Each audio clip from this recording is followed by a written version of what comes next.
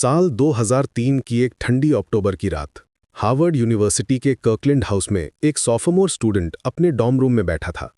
Mark Zuckerberg नाम का ये लड़का अभी-अभी अपनी गर्लफ्रेंड से ब्रेकअप करके आया था, गुस्से में, फ्रस्ट्रेशन में और शायद थोड़ी सी रिवेंज की भावना के साथ। लेकिन इस लड़के के पास एक खतरनाक स्किल थी, कोडिंग। और जो कुछ भी उसने उस रात किया वो हिस्ट्री बन गया। मार्क ने अपना लैपटॉप खोला और एक वेबसाइट बनाना शुरू किया। नाम दिया फेस मैश। कॉन्सेप्ट बिल्कुल सिंपल था, 2 हार्वर्ड स्टूडेंट्स की फोटोज साइड बाय साइड दिखाना और यूजर्स से पूछना कि कौन ज्यादा अट्रैक्टिव है, हॉट और नॉट का कॉलेज वर्जन। लेकिन फोटोज कहां से लाए? यहां मार्क ने कुछ ऐसा किया जो टेक्निकली इलीगल था। उसने हार्वर्ड के हाउस वेबसाइट्स को हैक कर लिया और स्टूडेंट्स की आईडी फोटोज चुरा ली। रात भर कोडिंग करता रहा, एल्गोरिथम बनाया रैंकिंग सिस्टम के लिए, मैथमेटिक्स और प्रोग्रामिंग का परफेक्ट कॉम्बिनेशन। सुबह तक साइट रेडी थी।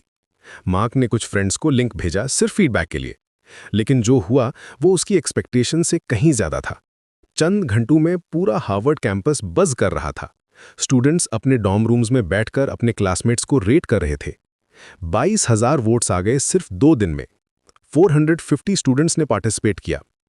लेकिन साथ ही कंट्रोवर्सी भी शुरू हो गई। फीमेल स्टूडेंट्स ग्रुप्स प्रोटेस्ट कर रहे थे, प्राइवेसी वायलेशन के कंप्लेंट्स आने लगे। हार्वर्ड के कंप्यूटर सर्विसेज डिपार्टमेंट ने फॉर्मल कंप्लेंट फाइल की। 2 दिन बाद मार्क को एहसास हुआ कि बात हाथ से निकल गई है। उसने साइट को शटडाउन कर दिया, लेकिन डैमेज हो चुका था। हार्वर्ड एडमिनिस्ट्रेटिव बोर्ड ने उसे समन किया। चार्जेस थे सिक्योरिटी ब्रीच, कॉपीराइट वायलेशन और प्राइवेसी इन्फ्रिंजमेंट। मार्क को लगा कि शायद उसे कॉलेज से निकाल दिया जाएगा। नवंबर में हियरिंग हुई। मार्क नर्वस था लेकिन कॉन्फिडेंट भी। उसने अपनी बात रखी। ये सिर्फ एक प्रोग्रामिंग एक्सपेरिमेंट था, टेक्निकल चैलेंज था उसके लिए। रैंकिंग एल्गोरिथम और डेटाबेस मैनेजमेंट में उसकी इंटरेस्ट थी, स्टूडेंट्स को हर्ट करने में नहीं।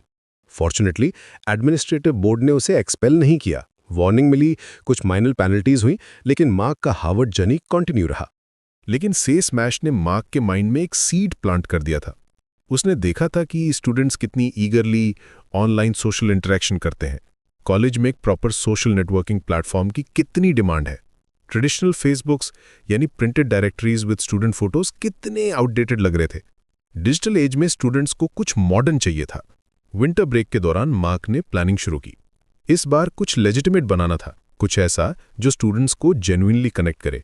फोटो स्टील करने के बजाय स्टूडेंट्स खुद अपनी इंफॉर्मेशन शेयर करें।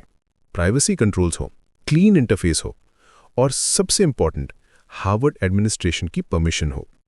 जनवरी 2004 में मार्क ने कोडिंग शुरू की। इस बार अकेले नहीं था। Roommates Eduardo Saverin, Dustin Moskovitz, Andrew McCollum और क्रिस ह्यूज भी इन्वॉल्व हुए। एडवार्डो बिजनेस साइड हैंडल कर रहा था, डस्टिन प्रोग्रामिंग में हेल्प कर रहा था, एंड्रू ग्राफिक्स डिजाइन कर रहा था, क्रिस मार्केटिंग और आउटरीच देख रहा था।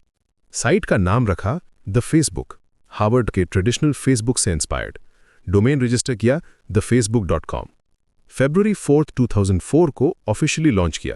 पहले सिर्फ हार्वर्ड स्टूडेंट्स के लिए। रजिस्ट्रेशन के लिए हार्वर्ड ईमेल आईडी चाहिए थी। Clean, simple interface. स्टूडेंट्स अपनी प्रोफाइल बना सकते थे, फोटोज अपलोड कर सकते थे, फ्रेंड्स ऐड कर सकते थे, मैसेजेस भेज सकते थे। रिस्पॉन्स ओवरवेलमिंग था। 24 आवर्स में 1200 से 1500 रजिस्ट्रेशंस। एक महीने में हार्वर्ड के half undergraduate student sign up हो गए थे। डस्टिन बाद में बताता था कि वो रात भर रजिस्ट्रेशन प्रोसेस मॉनिटर करते रहे थे। नंबर्स देखकर उनकी आंखें नहीं मान रही थी। लेकिन सक्सेस के साथ नई प्रॉब्लम्स भी आई। कैमरन विंकलवेस, टाइलर विंकलवेस और दिव्या नरेंद्रा, 3 हार्वर्ड सीनियर्स ने क्लेम किया कि मार्क ने उनका आइडिया चुराया है। उन्होंने मार्क को अप्रोच किया था harvardconnection.com नाम की एक सोशल नेटवर्किंग साइट बनाने के लिए। मार्क ने हाँ कहा था, लेकिन फिर अपनी कंपीटिंग साइट लॉन्च कर दी। हार्वर्ड क्रिम्सन न्यूज़पेपर ने इन्वेस्टिगेशन शुरू की। मार्क को पता चल गया। उसने कंट्रोवर्शियल स्टेप उठाया। द फेसबुक के डेटा का यूज करके क्रिम्सन के मेंबर्स को आइडेंटिफाई किया, उनके फेल्ड लॉगिन अटेम्प्ट्स ट्रैक किए। कुछ केसेस में उनके हार्वर्ड ईमेल अकाउंट्स एक्सेस करने की कोशिश की।